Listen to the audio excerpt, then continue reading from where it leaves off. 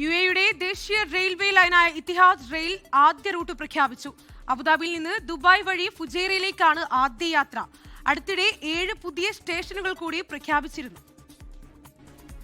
അബുദാബിയിൽ നിന്ന് 50 മിനിറ്റ് കൊണ്ട് ദുബായ്, 100 മിനിറ്റ് കൊണ്ട് ഫുജൈറ. യുഎഇയിലെ യാത്രക്കാരുടെ സ്വപ്നം സാക്ഷാത്കരിക്കുന്ന പ്രഖ്യാപനമാണ് ഉണ്ടായിരിക്കുന്നത്. പകുതി സമയത്ത് ലക്ഷ്യസ്ഥാനത്തെത്താം. അബുദാബി, ദുബായ്, ഷാർജ, ഫുജൈറ എന്നിവയാണ് എത്തിഹാദ് റെയിലിൻ്റെ പ്രധാന സ്റ്റേഷനുകൾ. ഇതിനു പുറമെ സില, അൽദന്ന, അൽമർഫ, സായിദ് സിറ്റി, മസീറ, അൽഫായ, അൽറദ് എന്നിവിടങ്ങളിലും ട്രെയിൻ നിർത്തും. മാസങ്ങൾക്കുള്ളിൽ പദ്ധതി പ്രാവർത്തികമാകും.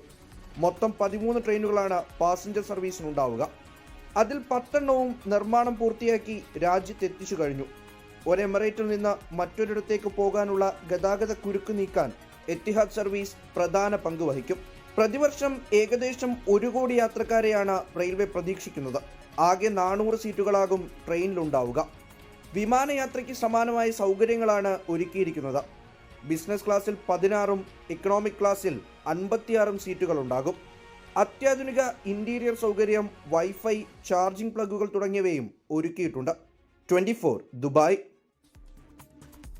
ലോകത്തെവിടെയായാലും ഏത് സമയത്തും 24 വാർത്തകളും ഓഗ്മെന്റഡ് റിയാലിറ്റി പാക്കേജുകളും എക്സ്പ്ലെയിനറുകളും വിശദമായി കാണാൻ ഞങ്ങളുടെ യൂട്യൂബ് ചാനൽ നിങ്ങൾക്ക് സബ്സ്ക്രൈബ് ചെയ്യാം.